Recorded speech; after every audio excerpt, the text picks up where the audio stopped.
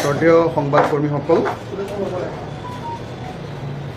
এখন হ'ল বিজেপি চৰকাৰৰ দিনত হোৱা ধৰ্ষণৰ তালিকা। এখন হ'ল বিজেপি চৰকাৰৰ দিনত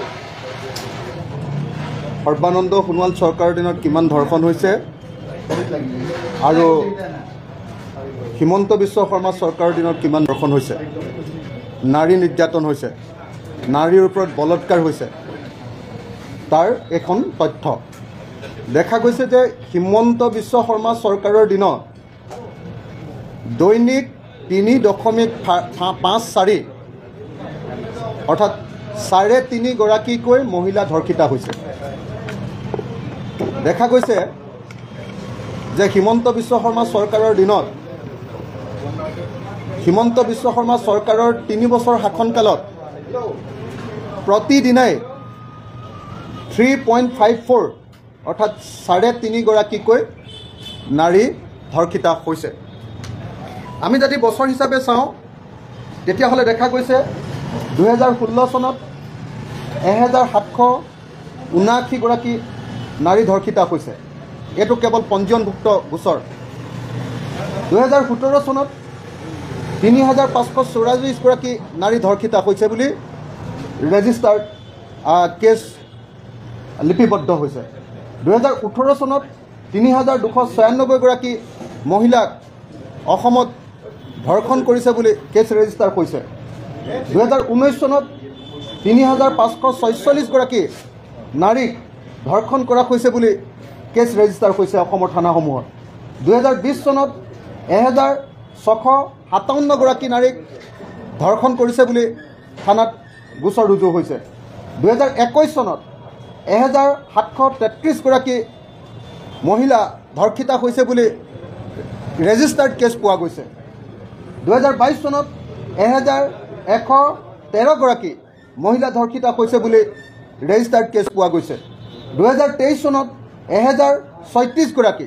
এইটো অসমৰ মুখ্যমন্ত্ৰীয়ে অকণ কমাই লিখিছিলে, কিন্তু অসম বিধানসভাত আমাক তথ্য দি থৈছে। বিধানসভাৰ তথ্য নিশ্চয় কেতিয়াও ভুল হ'ব নোৱাৰে। গৃহ বিভাগ হিমন্ত বিশ্ব শৰ্মা ডাঙৰীয়াই মোক তথ্য দি থৈছে যে 2023 চনত আচলতে নাৰী ধৰ্ষিত হোৱা ঘটনা ঘটিছে 1036টা। গতিকে বিজেপি চৰকাৰৰ এই বিগত 8টা বছৰত মুঠ ধৰ্ষণ হৈছে 17,704টা। 17,704টা।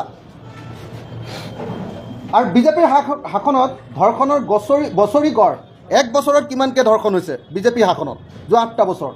এবছৰত 2213টাকৈ, বছৰে প্ৰতি 2213টাকৈ, 2213টাকৈ এবছৰত বিজেপি শাসনকালত ধৰ্ষণ হৈছে। এইটো ৰেজিষ্টাৰ্ড কেছ দেই। তাৰ উপৰিও নিশ্চয় বহুত আনৰেজিষ্টাৰ্ড কেছ আছে বা পুলিচ থানালৈ নহা নিশ্চয় কেছ আছে। সৰ্বানন্দ সোণোৱালৰ দিনত অৰ্থাৎ 2016 পৰা 2020লৈকে বছৰি গড়ে ধৰ্ষণ হোৱা গোচৰৰ সংখ্যা 2764.4, 2764টাতকৈ বেছি।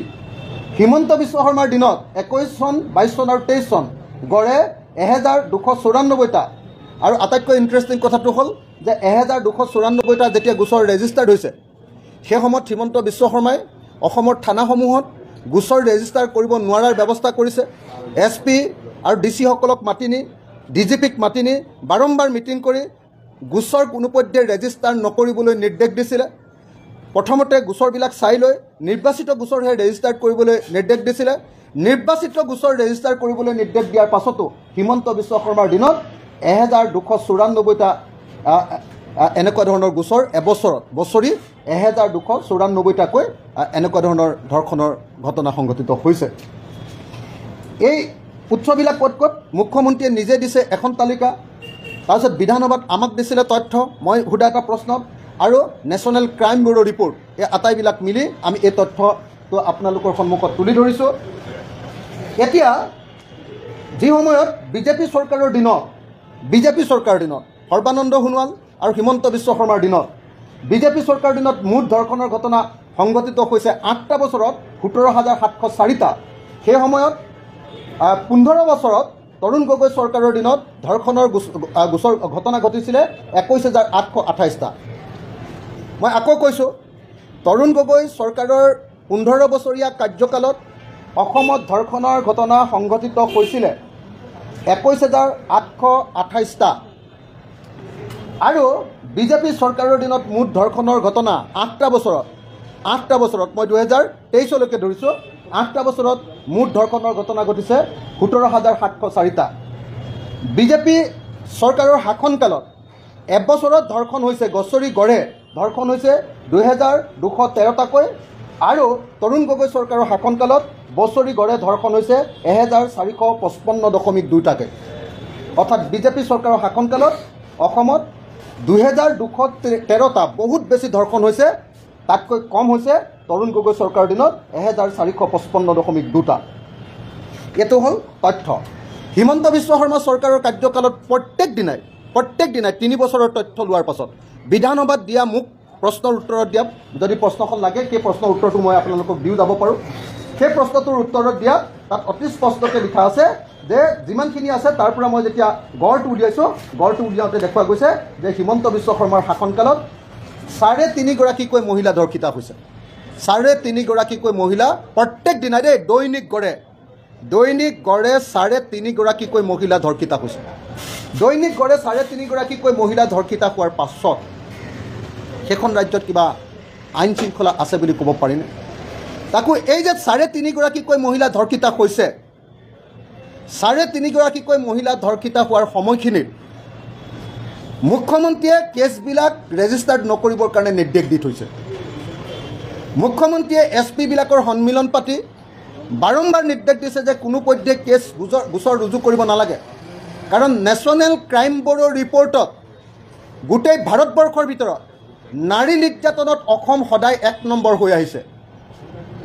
নেশ্যনেল ক্ৰাইম ব্যুৰ' ৰিপৰ্টত নাৰী নিৰ্যাতনৰ ক্ষেত্ৰত যাতে অসমৰ নাম 1 নম্বৰত নাথাকে, সেইকাৰণে অসমৰ মুখ্যমন্ত্ৰীয়ে অসমত গোচৰ ৰুজু কৰাটো বন্ধ কৰি দিছে, আৰু বন্ধ কৰি দিয়াৰ পাছতো হিমন্ত বিশ্ব শৰ্মাৰ শাসনকালত দৈনিক 3.5 গৰাকী মহিলাক ধৰ্ষণ কৰা হৈছে। এইটোৱে হ'ল এই মুহূৰ্তত আচল তথ্য, এইটোৱে হ'ল এই মুহূৰ্তত আচল ঘটনা। এই কথাখিনি আপোনালোকক মই জনালোঁ। সেইকাৰণে আজি আমি স্পষ্টকৈ ক'ব খুজিছোঁ যে অসম বিধানসভাত এই বিষয় লৈ আলোচনা হ'ব লাগে। আপোনালোকে দেখিছে যে আৰু এটা ঘটনা, এই ধৰ্ষণৰ ঘটনাক লৈ চৰকাৰে কেনেকৈ ৰাজনীতি কৰিছে নিশ্চয় দেখিছে। অসমৰ মুখ্যমন্ত্ৰীয়ে এই গোটেই ধৰ্ষণৰ ঘটনাটোক কেনেকৈ বেলেগ ফালে নিবলৈ চেষ্টা কৰিছে নিশ্চয় আপোনালোকে দেখিছে।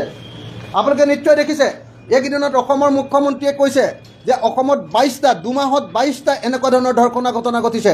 মই যদি আপোনালোকক দি দিওঁ তথ্যকেইটা, এনেকুৱা কি এনেকুৱা ধৰ্ষণৰ ঘটনা ঘটিছে আমি জনা ধৰ্ষণৰ ঘটনা ঘটিছে ঢিঙত 22 আগষ্টত তফজ্জুল ইছলাম আৰু আন 2জন সহযোগীয়ে প্ৰথম এইটো আটাইতকৈ ডাঙৰ এতিয়া হুলস্থুল হৈ থকা ধৰ্ষণৰ ঘটনা।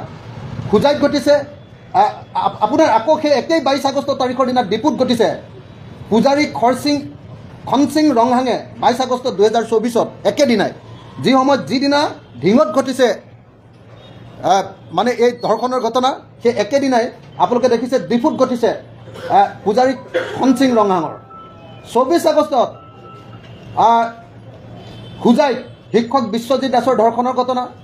23 আগষ্টত বিপুৰীয়াত বঙালমৰাত নিজাম আলীৰ ধৰ্ষণৰ ঘটনা। নিজাম আলী নামৰ অভিযুক্তজনে ধৰ্ষণ কৰা বুলি বাতৰি আহিছে। তিনিচুকীয়াৰ শ্ৰীপুৰীয়াত 5 বছৰীয়া কন্যা শিশুক 23 আগষ্ট তাৰিখৰ দিনা জুন হালৈ নামৰ এজনে ধৰ্ষণ কৰা বুলি বাতৰি আহিছে।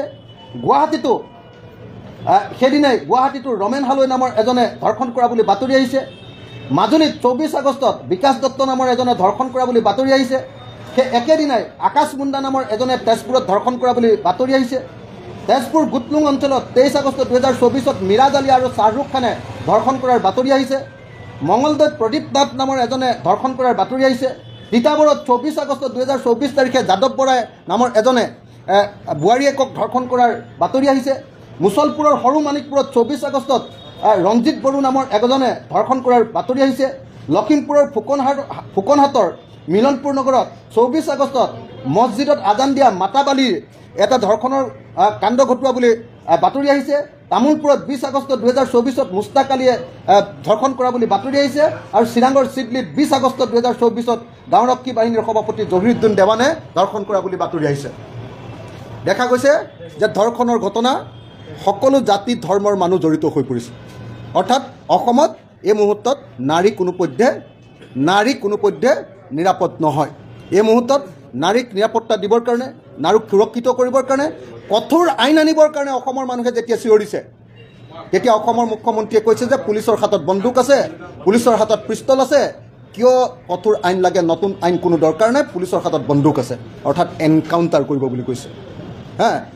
যি সময়ত আমি সকলোৱে দাবী কৰিছোঁ যে আপোনাৰ ঢিঙত, কালি মই ঢিঙলৈ গৈছিলোঁ, ঢিঙৰ নিৰ্যাতিতাৰ ঘৰলৈ গৈছিলোঁ, আন্দোলনকাৰীসকলৰ লগত একেলগতে আন্দোলনত বহিছিলোঁ। যি সময়ত ঢিঙত তফজ্জুল ইছলাম আৰু আন দুগৰাকী যি অভিযোগকাৰী তেওঁলোকক ফাঁচীৰ দাবী কৰিছে, কোৰ্টত বিচাৰ কৰি ফাঁচীৰ দাবী কৰিছে, সেই সময়ত আমি দেখিবলৈ পাইছোঁ যে চৰকাৰে তেওঁলোকক এতিয়ালৈকে তাৰ 2জন অপৰাধীক এতিয়ালৈকে গ্ৰেপ্তাৰ কৰিব পৰা নাই আৰু ফাঁচী দিবৰ কাৰণে প্ৰয়োজনীয় ব্যৱস্থা গ্ৰহণ কৰা নাই। ফাঁচী দিয়াৰ পৰিৱৰ্তে, বিচাৰ প্ৰক্ৰিয়া চলোৱাৰ পৰিৱৰ্তে ভুৱা এনকাউণ্টাৰৰ ঘটনা সংঘটিত কৰিছে আৰু এই গোটেই ঘটনাটোক লৈ হিন্দু মুছলমানৰ ৰাজনীতি কৰিছে। আৰু গোটেই অসমতে হিন্দু মুছলমানৰ ৰাজনীতি কৰি, ধৰ্ষণৰ ঘটনাত হিন্দু মুছলমানৰ ৰাজনীতি কৰি অসমৰ ৰাজনৈতিক পৰিস্থিতি অস্থিৰ কৰি তুলিছে। আৰু এই অস্থিৰ কৰা ঘটনাত সম্পূৰ্ণ বিজেপি জড়িত। আপোনালোকক মই ঘূৰি আহোঁতে তাৰ সম্পূৰ্ণ তথ্য ডকুমেণ্ট সহকাৰে বিজেপিয়ে কেনেকৈ অসমত অস্থিৰ কৰিবৰ কাৰণে হিন্দু মুছলমানৰ সংঘাত লগাইছে তাৰ ডকুমেণ্টাৰী এভিডেঞ্চ মই আপোনালোকৰ হাতত প্ৰদান কৰিম। এতিয়া নহয়, ঘূৰি আহোঁতে গোটেই অসমত হিন্দু মুছলমানৰ গোটেই যে মিয়া খেদা আন্দোলন, মুছলিম খেদা আন্দোলন, গোটেই হিন্দু মুছলমানৰ যি গোটেই পৰিৱেশ সৃষ্টি কৰিছে। অসমৰ মানুহে যি সময়ত মূল্যবৃদ্ধিৰ বিৰুদ্ধে প্ৰতিবাদ কৰিছিলে, যি সময়ত স্মাৰ্ট মিটাৰৰ বিৰুদ্ধে প্ৰতিবাদ কৰিছিলে, যি সময়ত অসমৰ দুঃশাসনৰ বিৰুদ্ধে, নাৰী নিৰ্যাতনৰ বিৰুদ্ধে প্ৰতিবাদ কৰিছিলে, সেই সময়ত বিজেপিয়ে নিজেই লগ লাগি এইটো হিন্দু মুছলমানৰ ৰাজনীতিত পৰিণত কৰিবৰ কাৰণে কৰা প্ৰকৃত একদম ডকুমেণ্টাৰী এভিডেঞ্চ মোৰ হাতত আছে। মই আপোনালোকৰ হাতত ঘূৰি আহোঁতে, বিধানসভাৰ পৰা ঘূৰি আহোঁতে মই আপোনালোকৰ সন্মুখত দাঙি ধৰিম। ধন্যবাদ।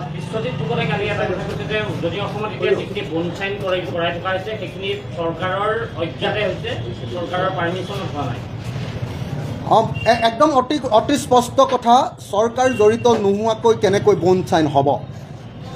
প্ৰথম কথা, চৰকাৰে নিজেই মুছলমান মিয়া হতা অভিযান চলাইছে, বিজেপিয়ে নিজে ইয়াত আগভাগ লৈছে, এইটো কথাও খাটাং। আৰু বিজেপি চৰকাৰে আকৌ মিয়া হতা অভিযান কৰা 2জন মানুহক আমি কৰা দেখিবলৈ পাইছিলোঁ। এসপ্তাহৰ ভিতৰতে মিয়া উজনি অসম এৰিব লাগিব বুলি 2জন মানুহক আমি কোৱা দেখিছিলোঁ। তেওঁলোকক আকৌ জাননীও দিছে আকৌ বিজেপিৰ মানুহে। অথচ যি বিজেপি নেতাই ডাইৰেক্টলি ৰাতি মুছলমান মানুহক আক্ৰমণ কৰিছে, মাৰপিট কৰিছে আৰু ভিডিঅ' ভাইৰেল কৰিছে, সেই বিজেপি নেতাক কিন্তু এতিয়ালৈকে গ্ৰেপ্তাৰ কৰা হোৱা নাই, তেওঁলোকক এতিয়ালৈকে জাননী জাৰি কৰা হোৱা নাই। মই তাৰ সম্পূৰ্ণ এভিডেঞ্চ সহকাৰে অলপ পিছত আপোনালোকৰ হাতত প্ৰদান কৰিম। ধন্যবাদ।